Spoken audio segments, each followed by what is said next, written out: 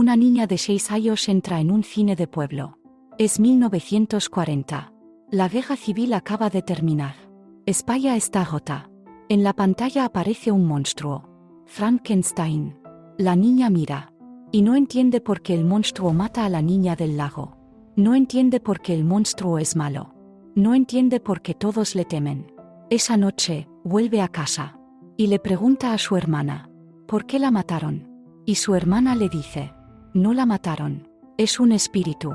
Vive fuera del pueblo. Si lo llamas, viene. La niña cree. Y sale a buscarlo.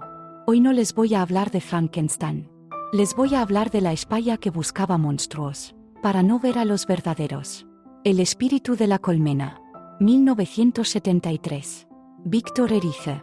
La película más silenciosa del cine español. Y por eso, la que más dice.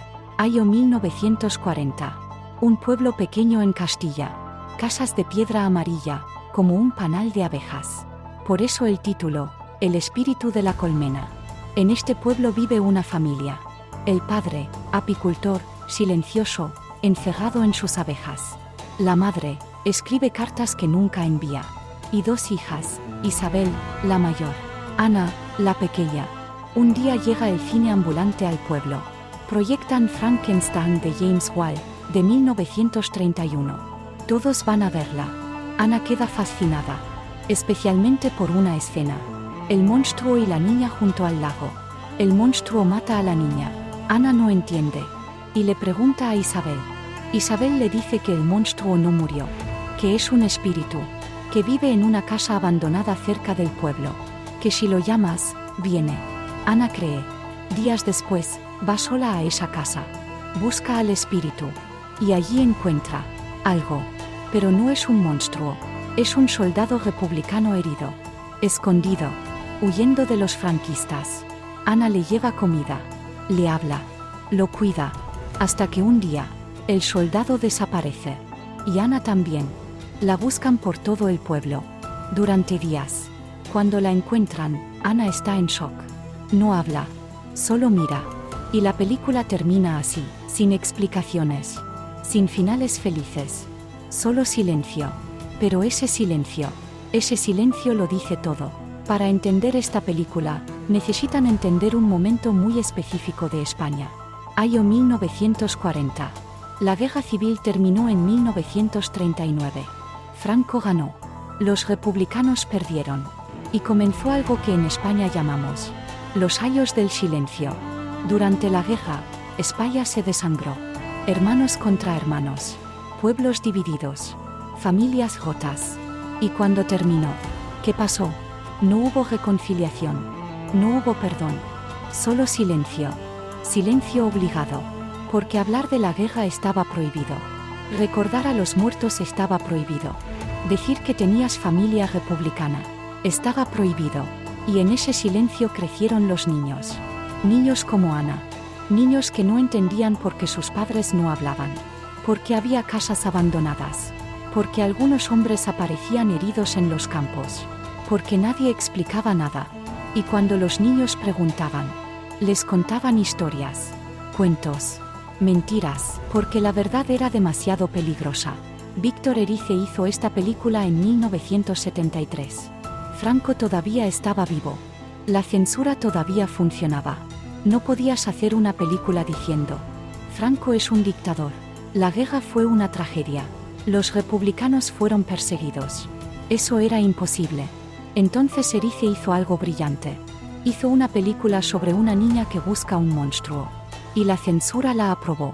Porque pensaron que era una película infantil, poética, inocente.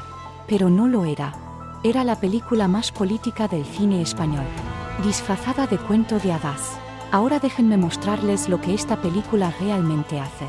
Porque cada imagen, cada silencio, cada detalle, tiene un significado. 1.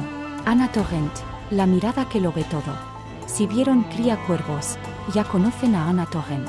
Esa niña con ojos de adulto. Pues esta fue su primera película. Tenía 6 años. Y Víctor Erice construyó toda la película alrededor de su mirada. Miren sus ojos en cada escena. No parpadea casi nunca. Mira fijamente. como si estuviera tratando de descifrar un código secreto. Porque eso es exactamente lo que está haciendo.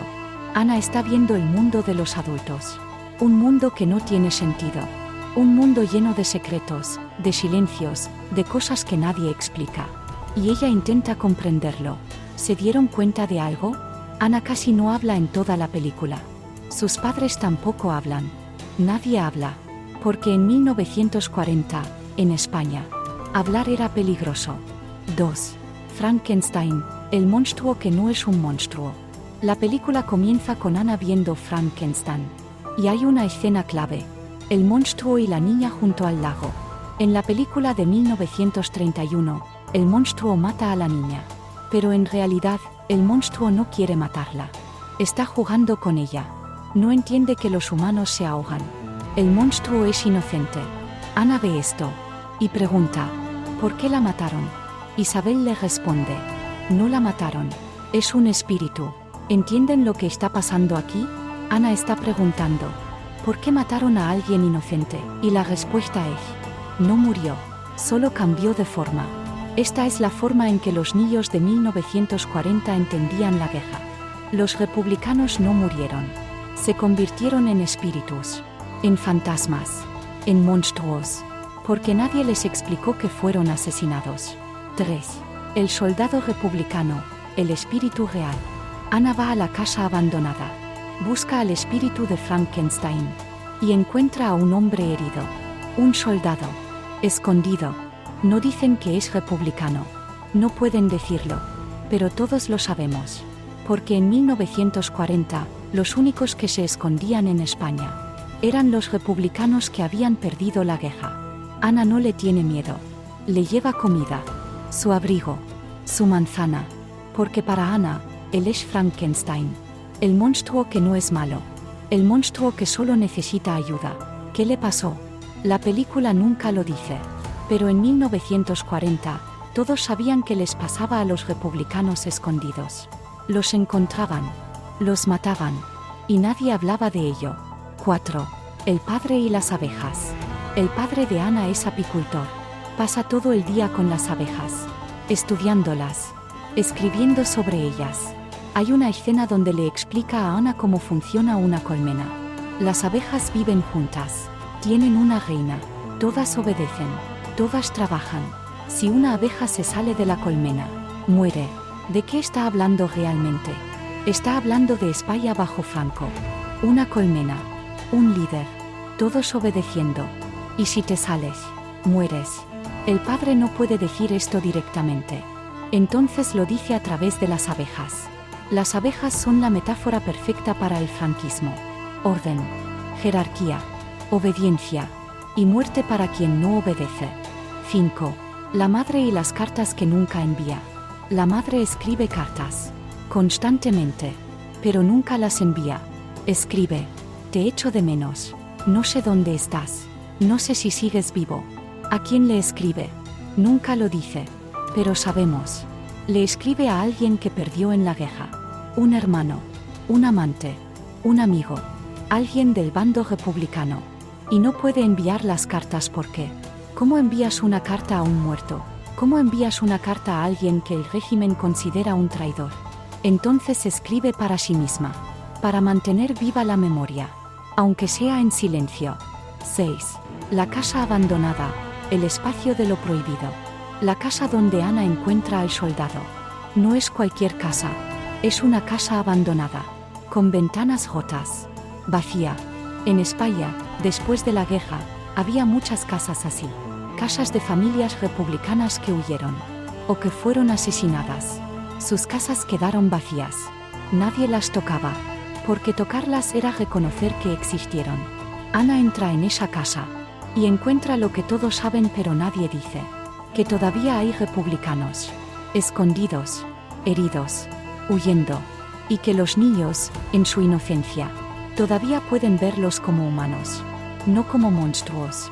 7. La desaparición de Ana. Después de que el soldado desaparece, Ana también desaparece. Sale de noche, al campo, y se pierde. La buscan durante días. Cuando la encuentran, está junto a un pozo, mirando al vacío. en estado de shock. No habla. No reacciona. ¿Qué le pasó? La película nunca lo explica. Pero hay teorías. Ana vio cómo mataban al soldado. Ana se dio cuenta de que el espíritu no existe. Ana comprendió que el mundo de los adultos es cruel y sin sentido. O las tres cosas. Y esa comprensión, esa pérdida de inocencia, la rompió. Al final de la película, Ana vuelve a su habitación. Por la ventana, susurra: soy Ana. Como si tuviera que recordarse a sí misma quién es. Porque después de todo lo que vio, ya no es la misma niña. 8. El color amarillo, el panal. ¿Se fijaron en el color de la película? Todo es amarillo. Dorado. Como la miel. Como un panal de abejas. Las casas del pueblo son amarillas. La luz es amarilla. Hasta la ropa de Ana tiene tonos miel. Porque todo el pueblo es una colmena. Y como en una colmena. Si te sales, mujeres. Víctor Erice hizo esta película en 1973.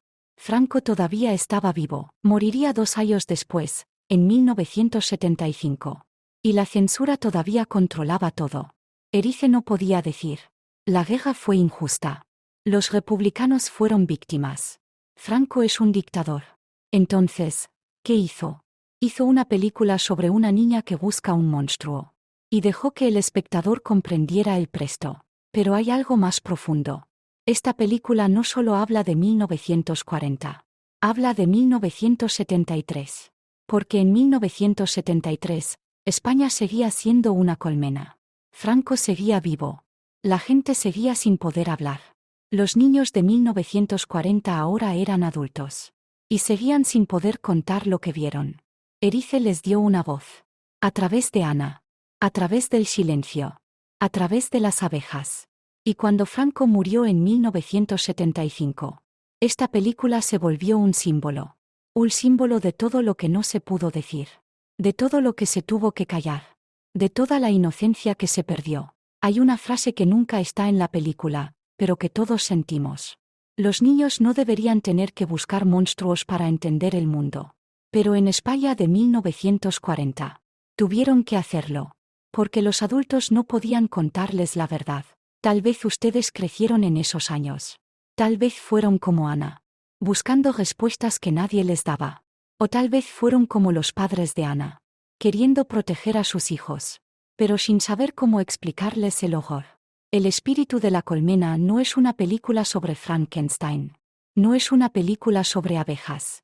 Es una película sobre la España que no pudo hablar. Sobre los niños que crecieron en el silencio. Sobre las preguntas que nunca tuvieron respuesta. Y sobre cómo, a veces, los monstruos no son los que pensamos. Ana susurra por la ventana. Soy Ana. Como si necesitara recordarse a sí misma que sigue existiendo. Que a pesar de todo, sigue siendo ella. Tal vez todos tuvimos que hacer eso alguna vez. Recordarnos quiénes éramos. Antes de que el silencio nos cambiara. Esta ha sido mi lectura de El espíritu de la colmena. Ustedes, cuando la vean, quizá encuentren otras cosas. Quizá deban encontrarlas. Porque esta película, como la colmena, tiene muchas capas. Y cada una habla de algo que no pudimos decir.